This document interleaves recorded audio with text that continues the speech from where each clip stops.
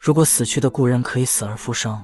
那麼你會高興還是恐懼呢？這個問題看似離譜，卻曾真實發生過。因為在上個世紀30年代就有人做過人體復活實驗。視頻中的男子叫做羅伯特·康沃爾。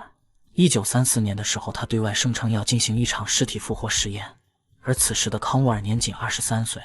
身份則是美國加州的醫學博士。如此成就，無論放在哪個年代都可以稱之為天才。但有意思的卻是，康沃爾在醫學界屬於一種禁忌，雖然有名，但無人願意提及。原因則是他所走的路線屬實奇葩：一不開醫院治病救人，二不做藥物研發拯救病患，偏偏在巫醫領域越陷越深，研究的也全是一些違反常識、挑戰倫理道德的項目。其中最為出名的便是死人復活實驗。之所以有此想法，是因为康沃尔看過的一部電影。1931年，電影《科學怪人》在歐洲上映，其中科學家用各種屍體的碎塊縫合出了一只怪物，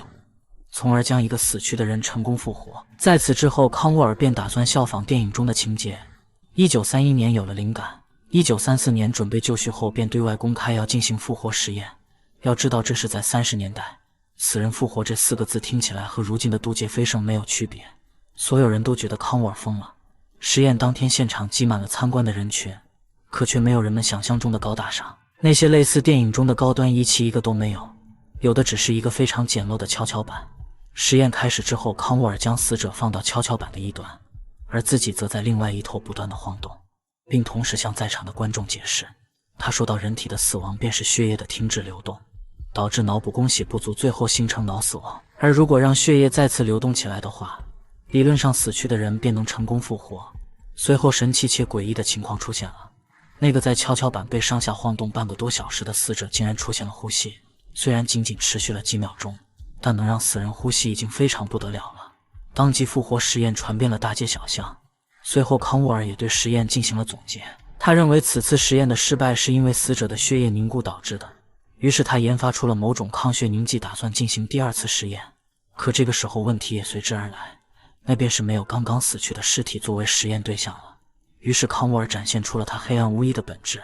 剛死的人搞不來，剛死去的狗豈不是滿大街任他挑選？然後在第2次的復活實驗中，康沃爾當着所有人的面勒死了一條狗，並且當即給他注射了抗血凝劑，最後和上次一樣放在蹺蹺板上晃動。時間就這麼過去了2個小時，在所有人注視下，那條剛剛死去的狗成功復活了。和上次不同的是，這條狗不是短暫的呼吸，而是真正的復活。於是康沃爾便對外宣稱了復活實驗的可行性，並且還一度登上了美國新聞的頭版頭條，無數新聞報紙都將其打造成了神醫。但問題卻在1個月後出現了。首先是質疑者，他們認為那條狗並沒有真正死去，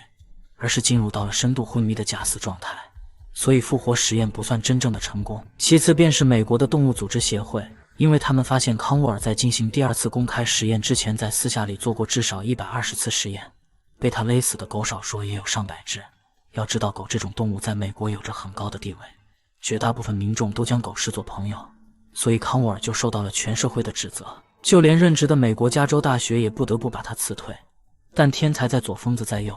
沒有任何組織約束的康沃爾越發瘋狂，他竟然聯繫到了監獄中的死囚，並說到行刑之後有非常低的幾率復活他們，可哪怕只有1/1000的概率，對於死囚也是天大的忌諱。康沃爾第1個實驗對象叫做維康納，年僅26歲的他身體健康，沒有任何疾病史，但在簽署復活實驗之後，康沃爾卻反悔了。他的說辭非常有意思。首先，他認為維康內犯下的罪過於深重，不僅殺害了數人，還參與了數起兒童綁架案，這樣的人間惡魔，他無論如何都不會復活的。其次，康沃爾說到美國死囚的行刑方式是電椅，自己對於這種死亡方式沒有絲毫把握可以將其復活。於是康沃爾借坡下驢，取消了死囚復活實驗。也許是復活實驗存在各種貓膩，也許是由於實驗過程有悖倫理。總之，康沃爾遭到了醫學界的封殺，成為了一個不被他人談及的禁忌。那麼回到最初的問題，人如果可以復生，你是會高興還是恐懼呢？